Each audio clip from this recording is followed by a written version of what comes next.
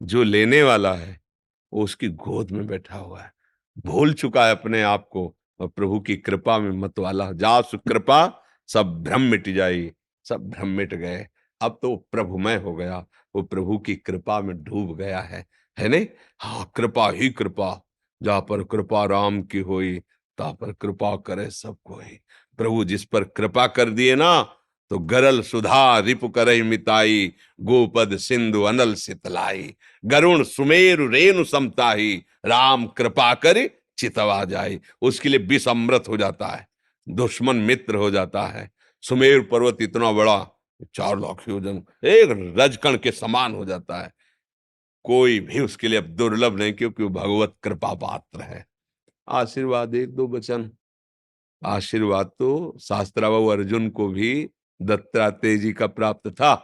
1000 भुजाएं, सिद्धियां सब काट के फेंक दिया भगवान परशुराम ने, क्योंकि इतनी उद्दंडता उसने फैला दी। आशीष मिला पर दुरुपयोग किया। कृपा पात्र ऐसा नहीं हो सकता। वो तो भगवान के चरणों का विमल भक्त होता है, वो तो सबको सुख पहुंचाता है, किसी को कष्ट नहीं देता। समझ रहे ना जी? विजय जी इंग्लैंड से। राधे राधे गुरुजी, आपके चरणों में कोटि कोटि प्रणाम। महाराज जी, सबसे पहले मैं आपका धन्यवाद करना चाहता हूँ। आप पूरी दुनिया में ज्ञान प्रकाशित कर रहे हैं और आज मुझे सौभाग्य मिला है कि मैं वृंदावन धाम में आपके समक्ष बैठकर आपको सुन रहा हूँ। सबसे सबसे पहले हम ये आपसे प्रार्थना करते हैं कि हम धन्यवाद के पात्र नहीं हैं। धन्यवाद है आपको, जो आपने बात सुनकर स्वीकार की और सतमार्ग पे चले। शास्त्र और संत महापुरुष जन, गुरुजन, गुरुवाणी तो जय जयकार करके आपके मंगल के लिए तो गान ही कर रहे हैं, पर धन्यवाद के पात्र आप सब हैं, जो आप अपने हृदय को संतों की वाणी, गुरुवाणी, ग्रंथ साहब इनमें लगाएं। धन्यवाद के पात्र हैं। अपने लोग तो धन्यवाद के पात्र क्या, निमित्त मात्र हैं। तिनका उड़ करके मंदिर की चोटी पे जाके लग जाए तो तिनका धन्यवाद का पात्र नहीं है, उसमें वायु का प्रभाव है। नहीं, अगर स्वयं छोड़ दिया जाए तो तिनके में एक कदम चलने की सामर्थ्य नहीं। ऐसे ही एक शब्द बोलने की सामर्थ्य नहीं है। ये केवल मेरे प्रभु का प्रताप है। अब आगे बोलिए। महाराज जी, मैंने राधा राधा नाम जपना शुरू किया है और मुझे अत्यंत शांति मिलती है। महाराज जी, धन्यवाद। अब हम धन्यवाद करें। आप ना, नाम जप कर रहे हैं, सतमार्ग में चल रहे हैं। जैसे माँ अपने बेटे को अच्छे अच्छे पदार्थ पवाकर स्वस्थ करके और आनंदित होती है, ऐसे हम लोगों का हृदय, आप अच्छे आचरण में चलें, आप भगवान नाम जप करें, आप सुखी रहें तो हमें सुख मिलेगा। हमारी समाज धर्मयुक्त है, व्यभिचार, हिंसा, नशा इससे मुक्त है, हमें अच्छा लगेगा। अगर आप अच्छे से चलेंगे, आप सुखी रहेंगे, आप सुखी रहेंगे तो सबके हृदय में बैठा हुआ जो परमात्म तत्व है वो प्रसन्न रहेगा, और हमारी प्रसन्नता उसी के लिए है। तो आपका धन्यवाद है, आप सबका धन्यवाद है। यदि आप व्यसन छोड़ें, गंदे आचरण छोड़ें, गंदी बात छोड़ें, तो आप हम पर एहसान कर रहे हैं, आप हम पर कृपा कर रहे हैं कि हमारी बात आप मान रहे हैं जी। महाराज जी, मेरा प्रश्न है, गृहस्थ में रहकर मैं गीता, उपनिषद और चारों वेदों का ज्ञान प्राप्त करना चाहता हूँ। कृपया मार्गदर्शन करें, ये कैसे बात संभव है? ये उपदेशक बनना चाहते हो क्या है? ज्ञान प्राप्त करने से। हाँ, तो 4 वेद और पूरा 18 पुराण और समस्त स्मृतियां और समस्त वाणियों का सार बात है। दूसरों को सुख पहुंचाते हुए धर्म पूर्वक जीवन व्यतीत करो, खूब नाम जप करो। समझ रहे हो?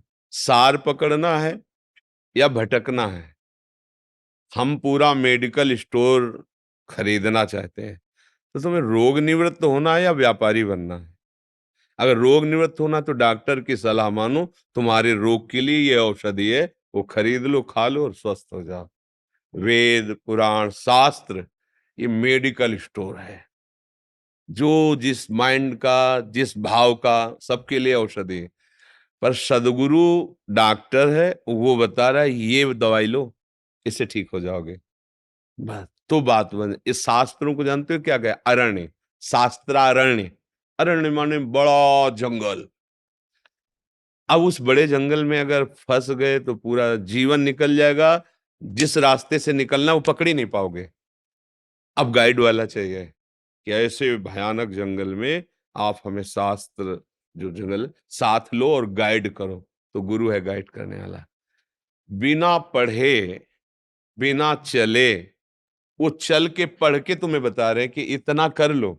ये मेरे जीवन के पढ़ने लिखने का सार है। अब शाम तक हम रहेंगे कि नहीं, कल आप रहेंगे कि नहीं, बड़ा भयावह संसार है। कब चले जाएं? अब हम वेद शास्त्र पुराण पढ़ने के लिए पहले योग्यता, व्याकरण आदि, फिर इसके बाद उस, तो हमारा समय बहुत कम है। राधा राधा राधा राधा सबका सार है ना। सबका, जैसे माँ कृपा करके सीधे घी पवा दे, गाय बांधो, चारा खाओ, पुष्ट करो, फिर वो गर्भवती हो, फिर वो बछड़ा दे, फिर ठीक से पन्हाओ, नोवा लगाना आता हो, पात्र बढ़िया हो, फिर दूध दुहो, फिर प्रक्रिया पता हो दही जमाने की, फिर मंथन करो, मक्खन निकालो, फिर उसे अग्नि में तपाओ, फिर घी। और माँ क्या दे रही? सीधे घी दे रही है। सीधे शास्त्रों का सार है। भगवद आश्रित होकर धर्म में आचरण, नाम जप, जीवन आपका सार्थक हो जाए। दौड़ करके बहुत कम जीवन है, उसके लिए हमारी बुद्धि नहीं रह गई। जितेंद्रियता, पवित्र आहार, संयम, ये सब कहाँ है? शास्त्र की भाषा समझने के लिए हमारी बुद्धि, पवित्र बुद्धि चाहिए। बहुत बुद्धिमान होना नहीं, पवित्र विवेकवती बुद्धि, उसके लिए बहुत साधना है। अब हमारे पास समय नहीं रहा। आप कहते हो गृहस्थ हैं, विविध कार्य हैं, विविध भोगों को भोगा है, विविध भोगों को भोगने की इच्छाएं हैं, शास्त्र समझने के लिए समय नहीं। अब तो सीधे पाओ और बलवान बनो और युद्ध करके निकल जाओ। राधा राधा राधा, और प्रभु के आश्रित तो काम क्रोध लोभ मोह मद, इन पर विजय पाओ और आगे निकल जाओ। कलयुगी जीव है हम, शास्त्रों को नहीं समझ पाएंगे। शास्त्रों को समझे हुए महापुरुषों की बात, तभी कहा है, तात स्वर्ग अपवर्ग सुख, धरी तुला एक अंग, तूलन ताय